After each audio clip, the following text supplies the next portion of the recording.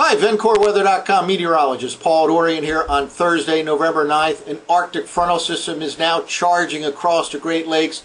It'll arrive in the I-95 corridor region later on tonight, and it'll become quite noticeable because the winds will pick up dramatically, especially after midnight out of the north to northwest.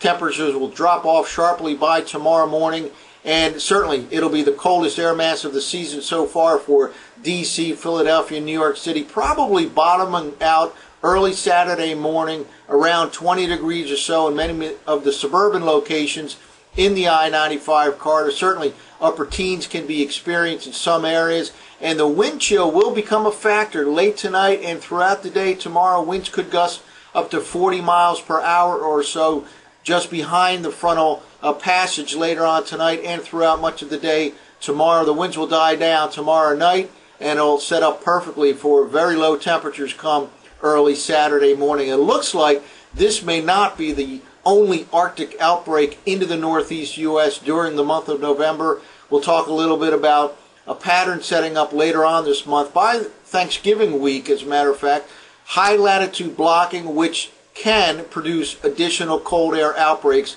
into the central and eastern U.S. Well, this is the current surface map. The Arctic front right now sitting over the central Great Lakes. There certainly can be some snow squall activity during the day today over the Great Lakes region into the early part of the evening. Right now we have still relatively warm waters in the Great Lakes, certainly warmer than it will be in a month or two. And with the cold Arctic air moving over the warmer waters underneath, that'll destabilize the lower part of the atmosphere. Certainly can be some snow squall activity over the Great Lakes, even into northwestern Pennsylvania, western New York, into the nighttime hours as this Arctic front moves in. Strong, cold Canadian high pressure right now situated over the northern plains. That'll continue to push to the east and will be centered right about over the mid-Atlantic region and northeast U.S. by early Saturday morning.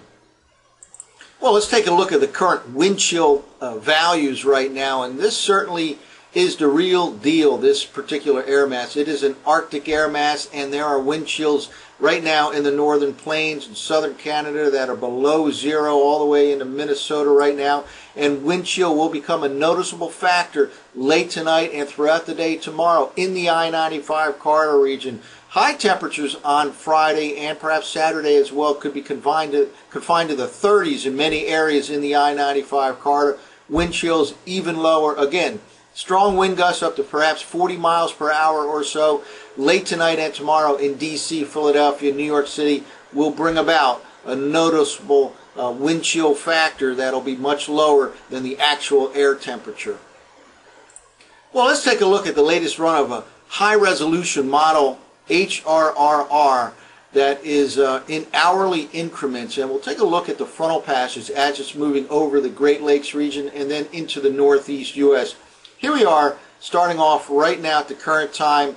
Snow represented here by blue over Michigan, upper Michigan, and some of the Great Lakes region. We'll just walk through in 1 hour increments. All these maps, by the way, available on tropicaltidbits.com. And here we go. Again, cold air moving over the relatively warm waters of the Great Lakes can cause some snow shower, snow squall activity, especially once that front passes. It'll be cold enough for snow to reach the ground. A band forms later on today, mostly consisting of liquid rain shower activity, but again, right behind it, once the cold air moves in, that can result in some snow shower, maybe even some heavier snow squall.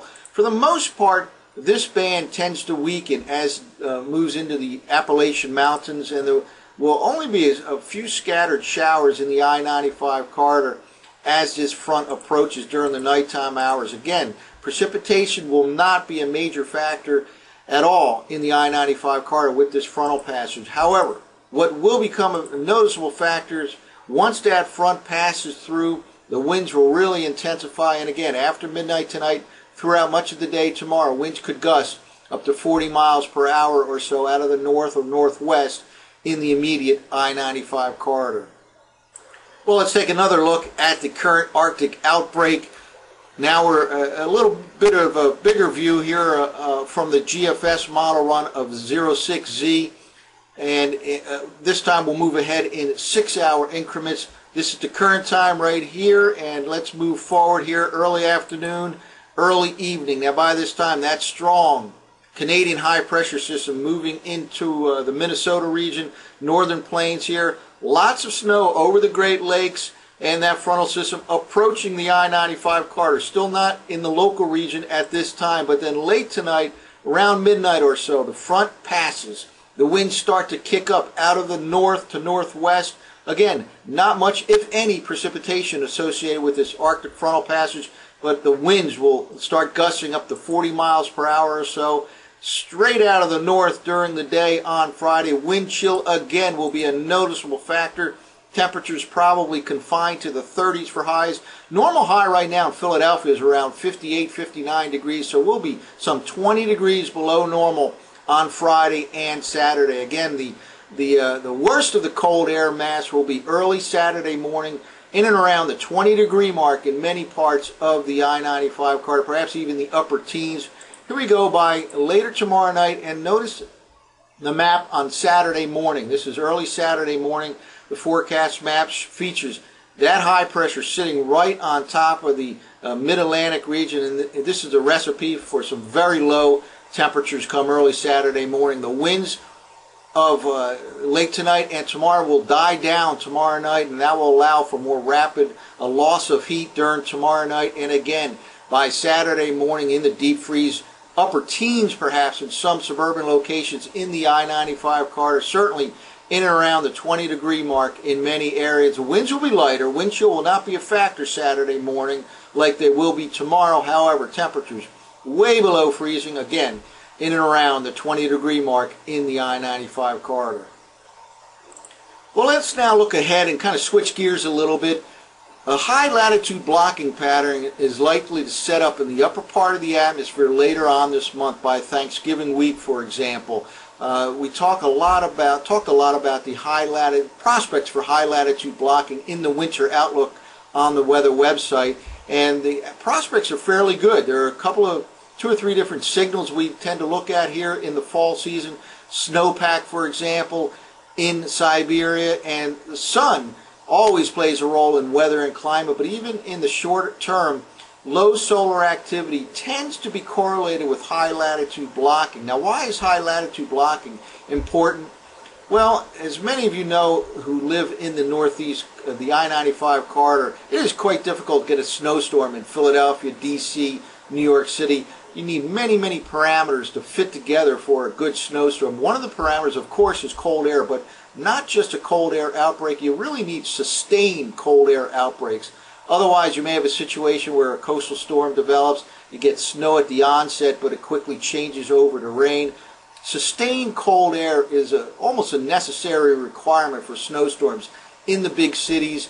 High latitude blocking patterns tend to result in sustained cold air outbreaks, and we're headed that way, it looks like, for the latter part of November into December. It looks like winter will get off to a much quicker start this year in the I-95 corridor compared to the last couple of years.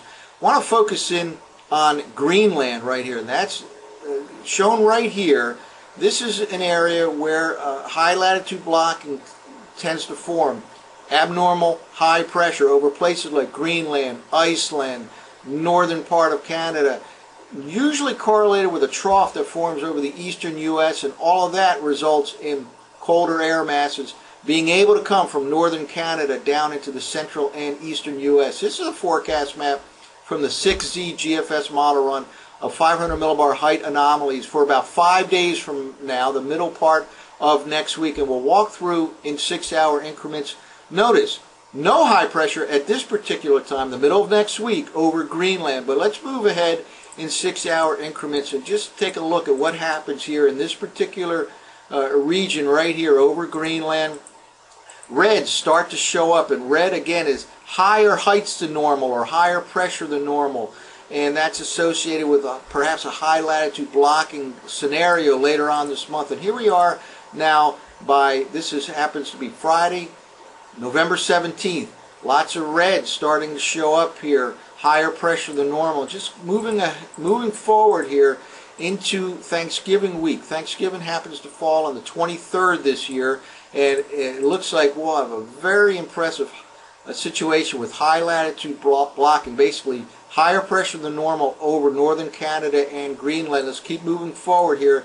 We're now into Wednesday of Thanksgiving week, the day before Thanksgiving, and this is a long-range forecast, but it's been rather consistent. All the models have been rather consistent with this high latitude blocking forming, and as I said earlier, usually associated with a big trough in the eastern U.S. and another one out over the eastern part of the Pacific Ocean. Very impressive looking pattern for cold air outbreaks, sustained cold air outbreaks perhaps, later this month into the early part of December. Let's just move ahead, and here we go by Thanksgiving Day itself. Strong high latitude blocking, strong high pressure over Greenland, northern Canada, deep upper level low over the eastern U.S. Can that result in accumulating snow in the I-95 corridor later in November, early December? Absolutely, it can happen, and we'll watch this pattern as it evolves over the next couple of weeks. Well, one way to track whether or not the prospects are good for high latitude blocking are through indices called the Arctic Oscillation, AO, or North Atlantic Oscillation, basically close cousins of each other.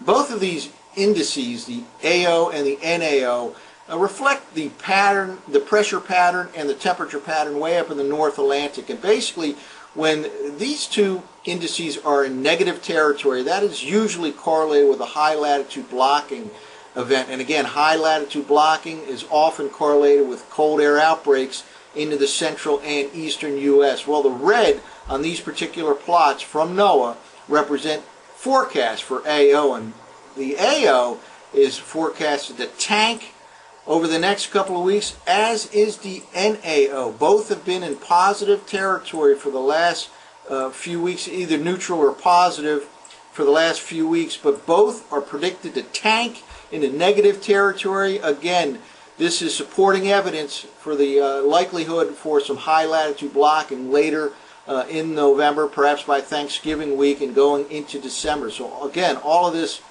means that this Arctic outbreak that arrives in the I-95 corridor tonight and continues through Saturday may not be the last Arctic outbreak of the month. High latitude blocking usually results in additional cold air outbreaks, and that could happen by Thanksgiving week or certainly going into December.